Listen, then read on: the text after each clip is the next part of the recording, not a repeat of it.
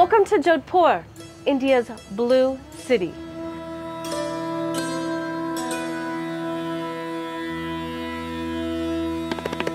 Good morning from Jodhpur. We are in one of the most popular cities in India and we're still in the Thar Desert, which means it's hot here.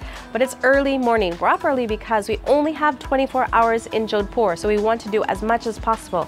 This morning we're going to go to a cooking class. Hopefully later on the day it's not going to be too hot, but we are in the desert. But I also want to see the blue city, and of course I want to eat as much local food from Rajasthan as I can while we're here.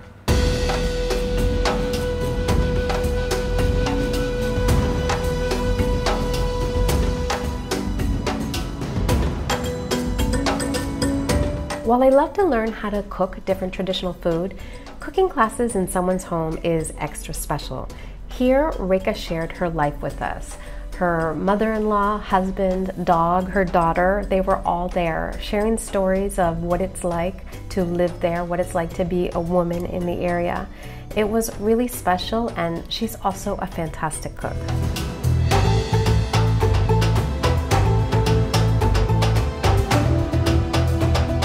A local lassi. It has the addition of silver paper and then local butter on top instead of the malai, which is the cream. We've got some pistachios, saffron, and rose petals, I think. One of the most interesting dishes we're having that I've never seen before is that there is this flat rice dish. I've never seen flat rice that grows flat. They just rinse it and cook it with a number of spices and peanuts. It looks so interesting, and I've never even heard of it. This is uniquely Indian from this region. It's called poha, and they say it's perfect with chai.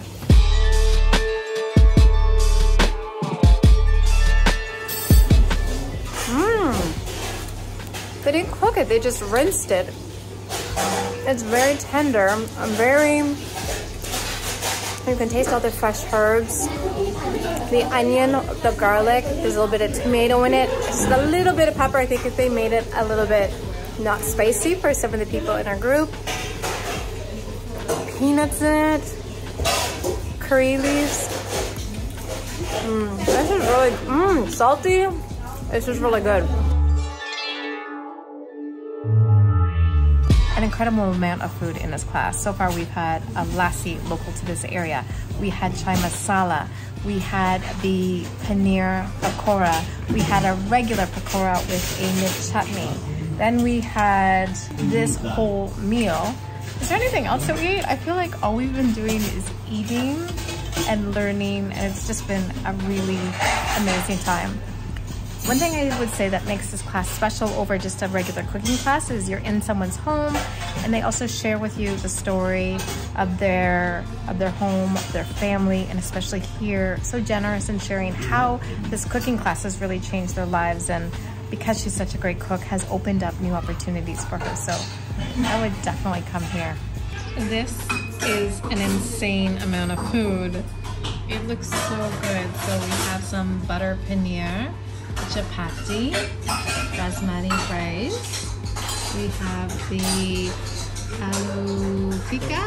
Yes. Cauliflower and potato. Dal. Rice. Eggplant curry. Coconut laddu. Paneer butter masala. Oh, so many amazing things here. Coconut laddu. It has edible foil on it, which I've seen on quite a few dishes in Rajasthan.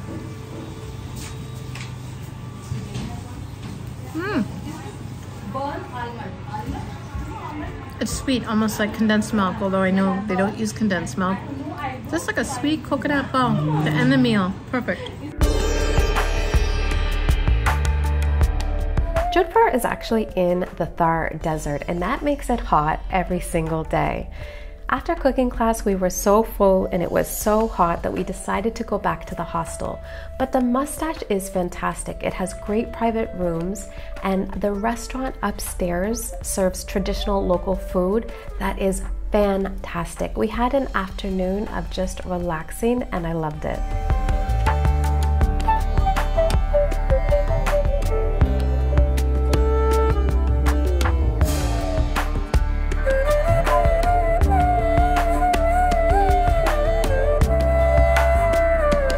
Now we're headed on a Blue City tour. I've got a little friend with me, I guess, to accompany us along the way and learn a little bit more about this place. To be honest, I don't know anything about it. I only know that people talk about Jaipur is the pink city and Jodhpur, there's the blue city.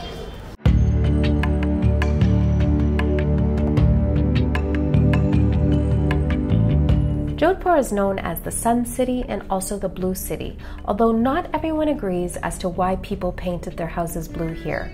Some say it's because blue is associated with Lord Shiva. Others say that it reflects the heat. Some say that it indicates a Brahmin, which is where priests and town elders would live. And then some say, and this could be the reason, that this area had many issues with termites.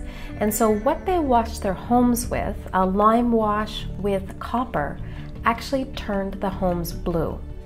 And they've been blue ever since. I'm not sure what the answer is, but it is gorgeous.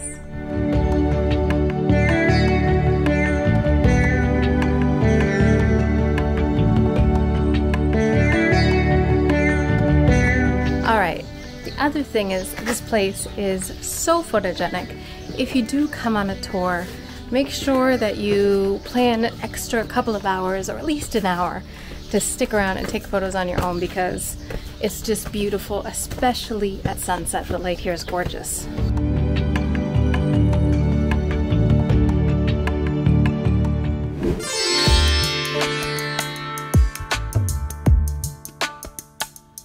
All right, so that was a whirlwind, but when you only have a day, you gotta take what you can get. But I really love the region of Rajasthan. I think it's just so interesting. The food is interesting, the people are nice. It's so colorful and quieter. But there are a number of forts in this city that I would actually love to see, but when you only have a day, you kind of have to prioritize, and staying central was key for us, and also the food. I really wanted to take a cooking class, so that was worth spending most of the day. And so next, I think we're gonna head to the clock tower. There are a number of places to eat. It's supposed to be an interesting area, and it's only a short walk away from the Blue City.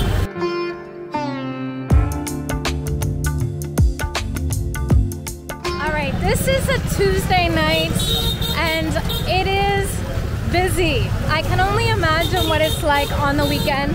It is 7:30, so I guess people are trying to get home from work, which makes it a lot louder. But we will eventually get to the clock tower, and then beside it or around it is a place that's supposed to have really great traditional food. It's been on my list to try.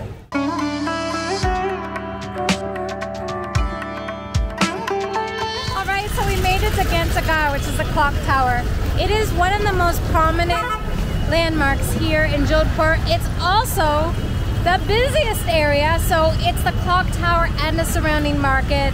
I would say it is a historic area, which means maintenance here is still historic, and there's so much traffic. So if you don't like traffic, noise, this is not the place for you. But I'm still happy that we're here because around here are a lot of great places to eat, and although I'm not looking to shop, it does look like it's a pretty good area to go shopping.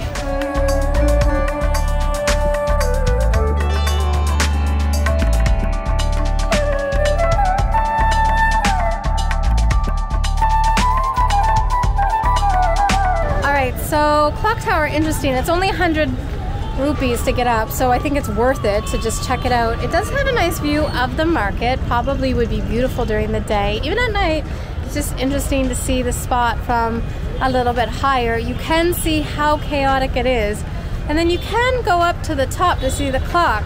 But I feel like you really have to appreciate clocks and watches to appreciate that. That's just my 2 cents. I think it's time to go get something to eat.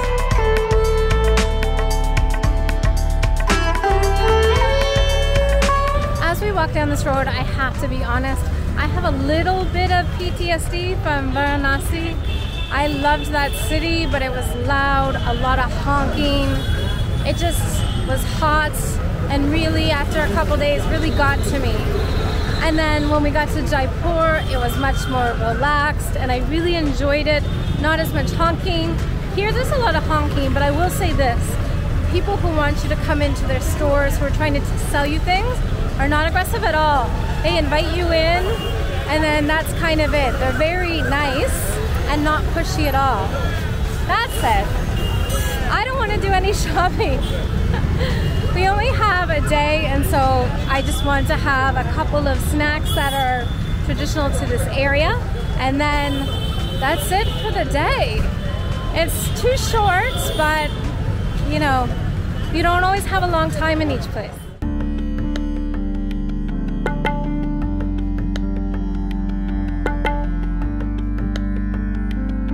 Around the clock tower is a little bit hectic, but if you walk 9 minutes down the road, you get to Janti Sweet Home. And it was a spot that a lot of people recommended on kind of local sites, which I like to do. I like to find like local city sites rather than foreigners recommending where to go.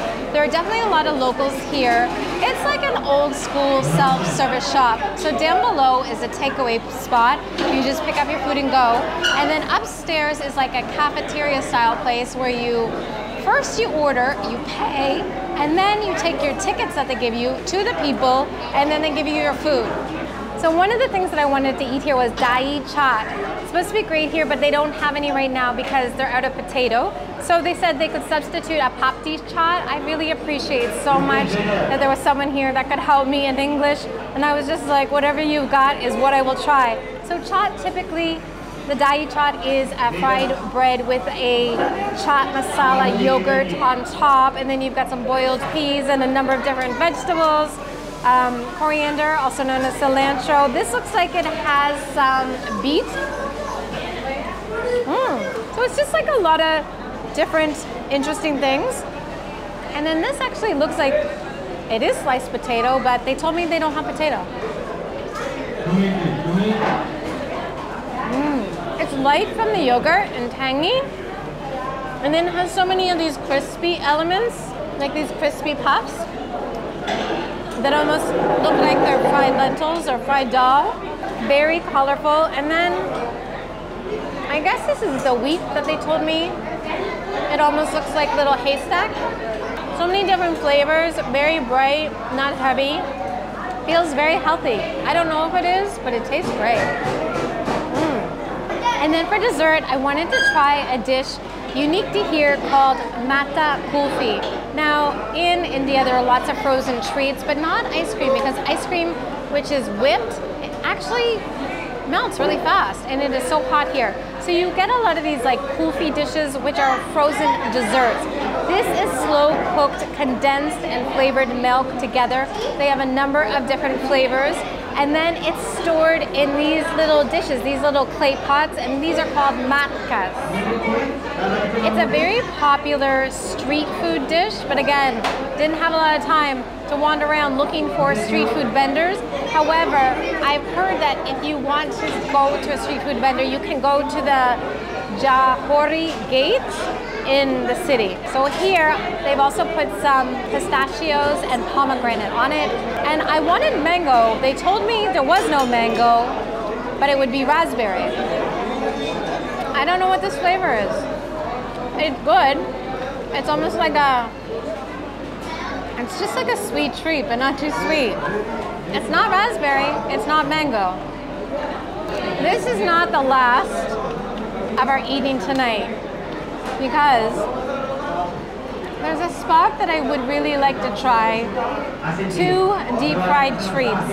It's not a great idea to eat deep fried food right before you go to bed, but I think we can make an exception. We're gonna head down there now because it's only a 5-minute walk away.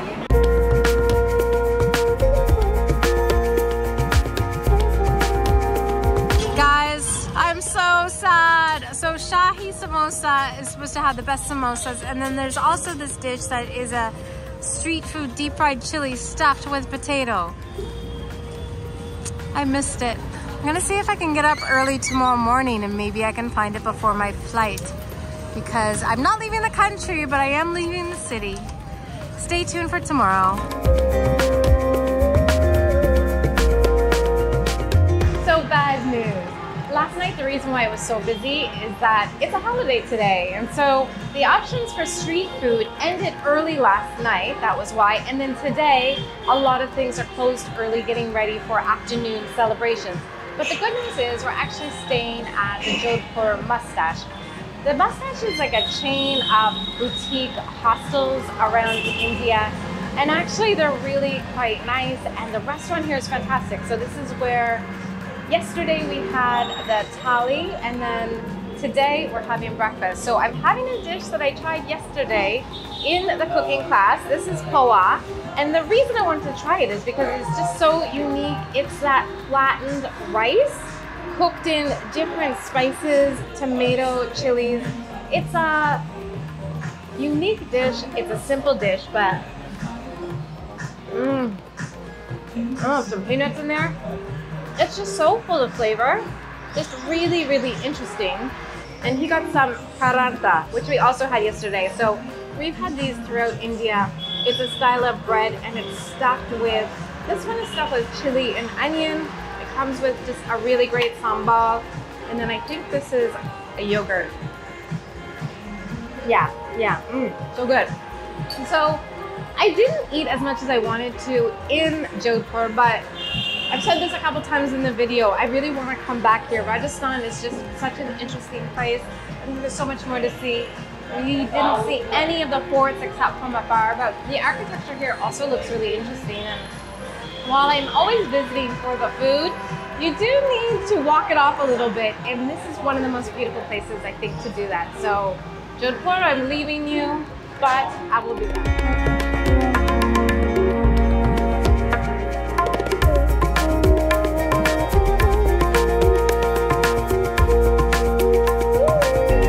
Join my Patreon community for more behind the scenes and exclusive content you won't find elsewhere.